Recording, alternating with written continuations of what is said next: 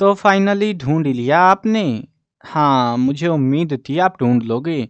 आज की इस वीडियो में मैं आपको बताऊंगा कक्षा 11 हिंदी नैतिक शिक्षा हरियाणा बोर्ड की किताब है आपकी, और इसका पाठ नंबर 12 आज की इस वीडियो में एक्सप्लेन होने वाला है। पाठ का नाम है समा और शक्ति। चलो शुरू करते हैं। मैं हूं अजय और आप देख रहे हैं CCL क्लास। लेकिन हाँ, वीडियो स्टार्ट करने से पहले बता देता हूँ, आपको इस कंप्लीट बुक का सॉल्यूशन लिखा हुआ भी मिल जाएगा, वीडियोस भी मिल जाएंगी। तो वेबसाइट और प्लेलिस्ट का लिंक डिस्क्रिप्शन में है, जरूर से चेकआउट करना। अब शुरू करते हैं इस चैप्टर के एक्सप्लेनेशन को। चलो देखते हैं, बहुत ही आसान सी है, कोई ज़्यादा डिफिकल्ट नहीं लगेगी आपको, आसान है बिल्कुल कहानी। चलो समझते हैं। यह कविता राष्ट्र कवि रामधारी सिंह दिनकर के काव्य खंड कुरुक्षेत्र के तृतीय सर्ग में तृतीय भाग से संकलित है। अब कुरुक्षेत्र जिसको नहीं पता, तो सबको वैसे तो पता ही होगा, कुरुक्षेत्र में महाभारत का युद्ध हुआ था, और शायद कहीं ना कहीं उससे मिलता जुलता सा कुछ कहानी हमको मिलेगी इसमें। ठीक है, इसमें समा के लिए शक्ति का होना आवश्यक है। महाकवि कालिदास ने अपने महाकाव्य रघुवंश में राजा दिलीप के गुणों का वर्णन करते हुए लिखा है, समा शक्तौ, यानी कि राजा दिलीप शक्तिमान होते हुए भी समाशील थे। यानी कि ये बात जो है ना, इन्होंने एक बहुत खतरनाक सी बात बोली है, तुमने अगर ध्यान दिया हो, कि समा के लिए शक्ति का होना जरूरी है। यानी कि अगर हम कहें कि मैं आपको माफ करता हूँ, मैं कमजोर हूँ, मैं आपसे डर रहा हूँ, मान लो मेरा पंगा हो गया किसी मतलब रैंडम पर्सन से, और उसके बाद में मैं उससे जाके जो है मतलब मैं बोलता हूँ चल बेटा माफ किया तेरे को। अब एक्चुअली में मैं खुद कमजोर हूँ, तो क्या सीन होगा समझ सकते हो? कूट लेगा वो भाई, मेरे को कूट देगा पूरा गंदे वाला। और अगर मैं ताकतवर हूँ और सामने वाला बहुत कमजोर है, और मैं बोलता हूँ चल तुझे छोड़ दिया, तो वो खुश हो जाएगा, है ना।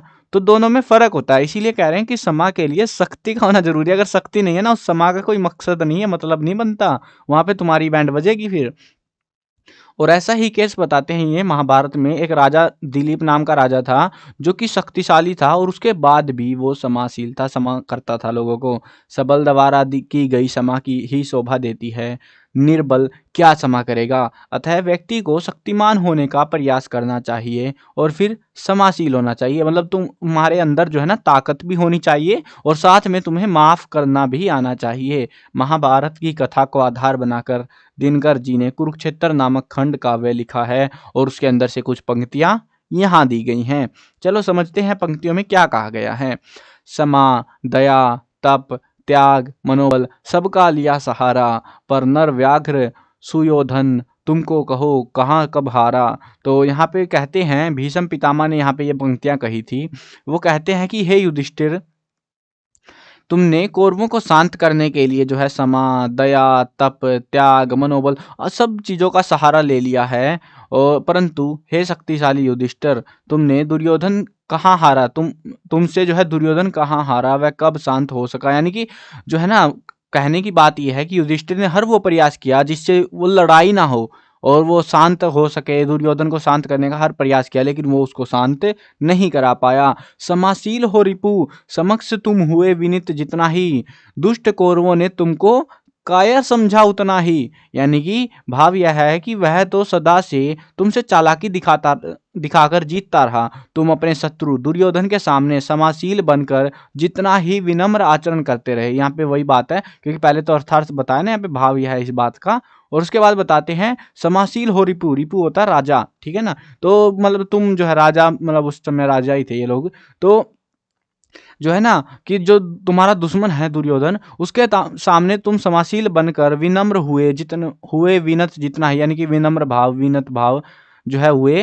तो मतलब बोल सकते हो शांत आचरण, अच्छा आचरण करने की तुमने कोशिश करी। दुष्ट कौरवों ने तुमको उतना ही कायर या फिर कमजोर समझा। तुमको तो मतलब तुम तो अपनी साइड से ये कोशिश कर रहे थे कि लड़ाई झगड़े ना हो, तुमने हर प्रयास किया जो तुम कर सकते थे, तुमने उसको माफ किया, उसके ऊपर दया दिखाई, अलग अलग प्रयास किए, लेकिन वो नहीं माना, और उसको लगा कि तुम ही कमजोर हो। अत्याचार सहन करने का कुफल यही होता, कुफल होता बुरा फल, बुरा परिणाम। तो अत्याचार सहन करने का कुफल यही होता है, पौरुष का आतंक मनुष्य कोमल होकर खोता है। यानी कि अत्याचार को सहन करने का एक बुरा परिणाम तो यही होता है, जो कि मतलब इसने सहा ना, युधिष्ठिर ने सहा वो सारा अत्याचार, और उसका जो है परिणाम क्या होता है, देखो वो बता रहे हैं कि मनुष्य का डर उसकी कोमलता के कारण लोगों से खत्म हो जाता है। यानी कि मनुष्य का जो आतंक है ना, डर है, वो उसका स्वभाव की वजह से, शांत स्वभाव था ना, मतलब भले ही वो ताकतवर है, शक्तिशाली है, लेकिन वो प्यार से लोगों को समझाना जानता है। उनके आगे जो है मतलब अपने आप को ऐसे ज़्यादा शक्तिशाली नहीं दिखाता, उनको माफ़ कर देता है। तो उसकी वजह से जो मनुष्य का जो डर है ना, उसकी कोमलता के कारण लोगों से खत्म हो जाता है। अब लोग उससे नहीं डरते। मतलब ये वही बात हो गई, जैसे तुमको एक पहलवान दिख गया और वो आपको बिल्कुल प्यार से बोल रहा है, तो आपको लगा क्या घंटे का पहलवान है भाई, ये इससे कुछ नहीं होता। तो वैसी सी बात है यहाँ पे भी, है ना। तो मतलब कोमल तो बनो, लेकिन तुमको समय पे जो है शक्ति का अगर प्रदर्शन करना पड़े, शक्तिशाली भी बनो, तो इतना भी कमजोर ना बनो। तो यहाँ पे वैसी सी भावनाएं आपको जो है भीष्म पितामह युधिष्ठिर से बता रहे हैं कि तुमने कौरवों को शांत करने के लिए कितने ही प्रयास किए, लेकिन कौरवों ने तुमको नकली समझा, कायर समझा तुमको, तुम्हारे बस का कुछ नहीं था। तो वो समझ रहे थे कौरव। अब उनको पता था भीष्म पितामह को कि युधिष्ठिर कितने ताकतवर हैं। चलो, और हाँ एक्चुअली बता देता हूँ तुमको सीन क्या है ये। मतलब आप बोलोगे भाई युधिष्ठिर का तो कहीं नाम ही नहीं आया इसमें, ये युधिष्ठिर क्या कर रहा है, भीष्म पितामह क्या कर रहे हैं। एक्चुअली में सीन ये था, ये जो पहरे आपको दे रखे हैं ना, ये कंप्लीट ऐसे एक होता है ना फ्लो में हम कहानी पढ़ रहे हैं, तब तो समझ आता है सारा कुछ कि क्या चल रहा है, लेकिन इन्होंने बीच बीच में से चिपका दिया आपको। मतलब उनको तो भाई एक पार्ट बना के चिपकाना था। और लिटरली मेरे को ये देख के बहुत ज्यादा मतलब अजीब लगा कि हम लोग कितने ज्यादा पढ़ाकू है। ये 7th क्लास में था, पता नहीं कौन सी बोर्ड का, शायद बिहार बोर्ड या यूपी बोर्ड में। ये सेम चैप्टर 7th क्लास में था और भाई हम 11th में पढ़ रहे हैं इसको। मतलब समझो तुम, हम लोग कितने से कितने ऊपर जाकर भी इसी चैप्टर को पढ़ रहे हैं। वो उनको कितने बच्चों को ही पढ़ा दिया यार बेचारों को, इतना डिफिकल्ट चैप्टर उनके लिए। तो अब हम लोग जो है बड़े हो गए हैं, समझ आ रही है सारी चीजें, अब हमको पढ़ाया जा रहा है यहाँ पे, तो हम खुशकिस्मत है इस मामले में। तो चलो आगे बढ़ते हैं, अगले पहरे पे देखते हैं अगले पहरे में क्या कहा गया है।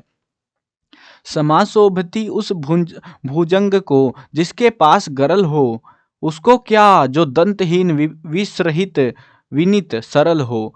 तो यहाँ पे क्या कहते हैं, देखो भुजंग होता है पराक्रमी व्यक्ति, साहसी या पराक्रम दिखाता है जो, तो उसको। और दंतहीन विष रहित, दंतहीन होता है दांतों के बिना, विष रहित विष के बिना। तो ऐसे अलग अलग शब्दों का हम इस्तेमाल करेंगे, थोड़े से कॉम्प्लेक्स शब्द है थोड़े से। चलो देखते हैं। शक्तिशाली एवं पराक्रमी व्यक्ति किसी को क्षमा करे तो उसके उससे उसकी शोभा बढ़ती है, यानी कि समा शोभती, समा से शोभा बढ़ती है उस भुजंग को, उस ताकतवर व्यक्ति की, पराक्रमी व्यक्ति की, शक्तिशाली व्यक्ति की, जिसके पास गरल हो, जिसके पास जो है ना समा जो करना जानता हो ना, तो उससे जो है उसकी शोभा बढ़ती है माफ कर देने से। परंतु जिसके पास शक्ति नहीं है वह किसी को क्या क्षमा करेगा। जैसे उसको क्या, मतलब उसको क्या, वो कौन क्षमा करेगा जो दंत रहित है, जिसके पास, जिस सांप के पास दांत ना हो, वो क्या क्षमा करेगा दूसरों को, क्योंकि वो खुद तो डस ही नहीं सकता किसी को। ना ही विष हो, केवल विनम्र और सरल स्वभाव का हो, उसका क्षमाशील होने से क्या लाभ है, उसका माफ करने से क्या फायदा। अब ये वही बात कह रहे हैं कि भाई सांप को जहरीला दांत हो तभी तो वो काट पाएगा। अब सांप के दांत तोड़ रखे, उसके अंदर जहर नहीं है, और वो बोलता है, डरा रहा है कि मैं तुझे काट लूंगा, तो भाई काट ले, क्या उखाड़ लेगा मेरा। तो वो चीज है, मैं तो, और फिर वो काट सकता नहीं, उसको पता है, तो बोलेगा चल जान दे, माफ किया तेरे को, जा चला जा यहाँ से। तो अगर ऐसा होता है तो उसके जो क्षमा करने का कोई ज्यादा सेंस नहीं बनता, वो बस वही डराने की कोशिश कर रहा है। 3 दिवस तक पंथ मांगते रघुपति सिंधु किनारे। देखो एक्चुअली में ये बड़ी सॉलिड पंच लाइन है भाई, इधर इस लाइनों में, मतलब मैं बता रहा हूँ रैंडमली दे रखे हैं पहले, ये लाइन वाइज नहीं है, तो आपको फीलिंग इधर उधर सटकती रहेगी, लेकिन एक्चुअली में समझाने का है हमारा, तो मेरा मोटिव की समझना क्या है, मोटिव क्या है इनको अब बताने का। 3 दिवस तक पंथ मांगते, पंथ होता है रास्ता, 3 दिन तक जो है ना रास्ता मांगते रघुपति, यानी कि रघुपति राघव राजा राम, वही राम की बात कर रहे हैं। सिंधु किनारे, सिंधु नदी के किनारे पर जो प्रभु श्री राम थे वो 3 दिन तक बैठे रहे और समंदर से रास्ता मांगते रहे। बैठे बैठे बैठे पढ़ते रहे छंद अनुन्य के प्यारे प्यारे। और जो है ना बैठ कर वो जो भी मंत्र संतर जो भी पढ़ते हैं यार, वो पढ़ते रहे और समंदर से कहते रहे, समंदर मुझे रास्ता चाहिए है, समंदर देवता मुझे रास्ता चाहिए। 3 दिन तक लगे रहे भाई। अब तुमको क्या लगता है कि क्या समंदर रास्ता देगा? क्योंकि यहाँ पे भावनाएं देखो तुम, यहाँ पे बात वो नहीं हो रही है कि कौन क्या मांग रहा है, बात ये है कि जो राजा राम है तो वो रास्ता मांग रहे थे प्यार से, विनम्र भाव से। अब समंदर क्या कुछ फर्क पड़ेगा? नहीं पड़ने वाला ना। वही है, देखो श्री राम समंदर के किनारे 3 दिन तक खड़े रहकर सागर से पार जाने का रास्ता मांगते रहे। वे उसकी खुशामद से प्यारे प्यारे वचन बोलते रहे, यानी कि बड़ी पूरी विनम्रता दिखाते रहे, परंतु समंदर ने अनसुनी कर दी। समंदर कुछ नहीं सुन रहा उसकी कि ये कौन है, ये क्या कर लेगा, मेरा क्या उखाड़ लेगा। अब देखना राजा राम की ताकत। देखते हैं रघुपति क्या करते हैं उसके साथ में, समंदर के साथ में। उत्तर में जब एक नाद भी उठा नहीं सागर से, उठी अधीर धधक पोरुष की आग राम के सर से। तो नाद होती है आवाज या लहर, ठीक है ना। तो यहाँ पे ये तो उत्तर में जब मतलब कि उसके जवाब में जब वो राम बोल रहे हैं ना उसको, हे समंदर देवता मुझे रास्ता दे दो, रास्ता दे दो, रास्ता दे दो, तो कुछ भी नहीं हो रहा समंदर में। समुंदर बिल्कुल शांत पड़ा हुआ है, यानी कि श्री राम समंदर से प्रार्थना करते रहे, परंतु जब समंदर ने उनकी प्रार्थना के उत्तर में कोई आवाज नहीं आई, मतलब कोई ना तो बोला, ना रास्ता दिया, ना कोई लहर तक नहीं आई कोई, तो उठा नहीं सागर से, उठी अधीर धधक पोरुष की आग राम के सर से। यानी कि अब क्या हुआ, राम अपनी ताकत दिखाएगा उसको, तो श्री राम अधीर होकर, गुस्से में होकर कह सकते हो, पराक्रम दिखाने को तैयार हो गए कि देख समंदर अब दिखाता हूं तेरे को ताकत, ज्यादा फुदक रहा है तू, सुन नहीं रहा मेरी बात। उसने अग्नि बाण से पोरुष की ज्वाला धधकने लगी, यानी कि उसका जो आग थे वो बाण उठा रखा था ना धनुष में, कि वो शायद तुमने रामायण देखी होगी, उसमें धनुष उठा लेते हैं समुद्र की साइड में और बोलते हैं तुझे सुखा के छोड़ूंगा मैं, तेरा कण कण गायब हो जाएगा यहाँ से। और ऐसा जब वो बाण उठा लेते हैं पूरा गुस्से में होके, सिंधु दे धर द्राही त्राही करता आ गिरा शरण में। उस समय जो है ना वो समंदर था जो, वो देह दर्दे होता है शरीर, तो वो समुंदर शरीर धारण करके राम के सामने आ गया और क्षमा याचना करने लगा, राम मुझे छोड़ दे, मेरे से गलती हो गई, मैंने आपको हल्के में ले लिया।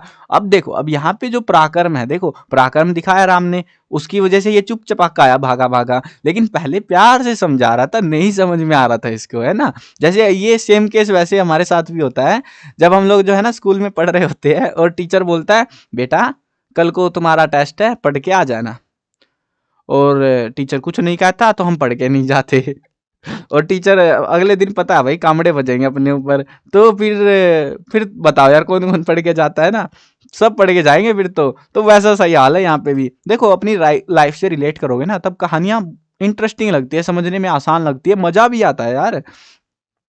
चलो देखते हैं आगे, पढ़ते हैं इसको। सिंधु देह धरा धर त्राही त्राही करता आ गिरा शरण में, उसकी प्रभु राम की शरण में आ गिरा समंदर शरीर को धारण करके, चरण पूजत दास्ता ग्रहण की बंधा मूड बंधन में। अब जो है बोलता है उसकी शरण में आ गया, उसने श्री राम के चरणों की पूजा करी, उनकी अधीनता या सेवक बनना स्वीकार किया, वह सेतु बंधन में बंधा कि हाँ तुम मेरे ऊपर से पुल बना सकते हो। लेकिन क्या होता अगर प्रभु श्री राम गुस्से में आकर वो अग्नि बाण नहीं उठाते, शायद समंदर उसको अगले 100 साल भी रास्ता नहीं देता, सोचता ये कौन खड़ा है फालतू में।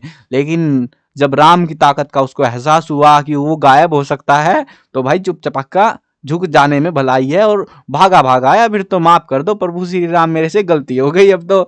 और उसके बाद बोला मैं आपको रास्ता तो नहीं दे सकता, लेकिन आप मेरे से ऊपर पत्थर रखोगे वो तैरेंगे, और उसके बाद वो तैरते हुए पुल बना देते हैं, ऐसे इस तरीके से सेतु बन का काम शुरू हो जाता है।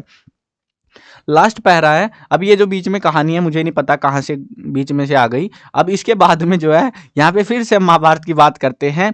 सच पूछो तो सर में ही बसती है दीप्ति विनय की, संधि वचन संपूज्य उसी का जिसमें शक्ति विजय की। अब यहाँ पे क्या कह रहे हैं, भीष्म पितामह ने युधिष्ठिर को समझाते हुए कहा था कि सचमुच ही विनम्रता की चमक बाण में ही रहती है। शायद मेरे को ऐसा लग रहा है कि भीष्म पितामह युधिष्ठिर को कहानी सुना रहे भगवान श्री राम की, है ना, शायद ऐसा हो सकता है। और उसके बाद समझा रहे हैं विभीषण को, इसको विभीषण कह रहे हो युधिष्ठिर को समझा रहे हैं। तो देखो कि सचमुच ही विनम्रता की चमक बाण में ही रहती है, यानी कि पराक्रम से ही विनय की शोभा होती है। अगर तुम पराक्रम नहीं दिखा सकते ना, फिर तुम्हें कोई नहीं जानने वाला, कोई नहीं पूछने वाला। जिसमें विजय पाने की शक्ति होती है, सब उसी से मेलजोल की बातें करते हैं, यानी कि संधि वचन होता है मेलजोल की बातें करते हैं वो लोग, जो कि संपूज्य उसी का जिसमें शक्ति विजय की, जो उनको जीत सकता है या उस दुश्मन को हरा सकता है ना, उसी से बातें करेंगे। भैया दोस्ती कर ले, मतलब ऐसा ही होता है ना जनरली, जो आपको लगता है कि ये पीट देगा मेरे को, उसी से दोस्ती करेंगे हम, क्योंकि बस वो ही बचा सकता है फिर। तो वैसा सा सीन है। जैसे अब समंदर आया था ना भागा भागा, क्योंकि उसको अपनी जान पे आ गई थी, उसको उसकी राम की शक्ति का एहसास हो गया था। सहनशीलता, क्षमा, दया को तभी पूजता जग है, बल का दर्प चमकता उसके पीछे जब जगमग है। देखो समझो क्या आसान सी बात कही है। यह संसार जो है ना, सहनशीलता, क्षमा, दया आदि गुणों की पूजा तभी करता है जब उस क्षमाशील व्यक्ति में शक्तिशाली होने का अहंकार स्पष्ट दिखाई देता है। कुछ समझ नहीं आया क्या मैटर? देखो मैटर ये है यहाँ पे कि उस जो भी दुश्मन है उसको तभी समझ आएगा कि आप ताकतवर हो जब आप गुस्से में आके उसका विनाश कर सकते हो ना, और उसके बाद आप दया दिखा रहे हो, उसके बाद आप दया दिखा रहे हो, तो वो समझ जाएगा कि भैया आप में ताकत है लेकिन आप उसका इस्तेमाल नहीं कर रहे हो, ठीक है। लेकिन अगर आपके पास ताकत ही नहीं है, उसका इस्तेमाल शायद नहीं होगा ना फिर, जब ताकत ही नहीं है, तो उस सर्प शक्तिशाली दर्प से ही उसके तेज और सूर्य की चमक सब और फैलती है। यानी कि एक राजा जो बहुत शक्तिशाली है, किसी भी सल्तनत का विनाश कर सकता है, उसको कब्जा कर सकता है, और उसके बाद बोलता है किसी सल्तनत के राजा के पास जाके मैं तुम्हें क्षमा करता हूं, तो क्या वो राजा खुश नहीं होगा? बिल्कुल खुश होगा, क्योंकि उसको पता है नहीं तो विनाश की कदम उसके पास आ चुके हैं और वो कभी भी बर्बाद हो सकता है। तो इसीलिए जो है हमें हमारे पास में जो है ना शक्ति होनी चाहिए, हमें क्षमाशील होना चाहिए, हमें माफ करना आना चाहिए। लेकिन सिर्फ माफ करने से बात नहीं बनती, हमारे अंदर वो ताकत होनी चाहिए माफ करने के लिए भी, ठीक है। चलो आप भी ताकत इकट्ठी करो, मैं भी करता हूँ अगली वीडियो के लिए ताकत इकट्ठी, फिर अगली वीडियो में बात करते हैं, ठीक है। चलो ये था हमारा खूबसूरत सा चैप्टर जिसके अंदर हमको ताकत इकट्ठी करनी थी। चलो मिलते हैं नई वीडियो में, बाय बाय।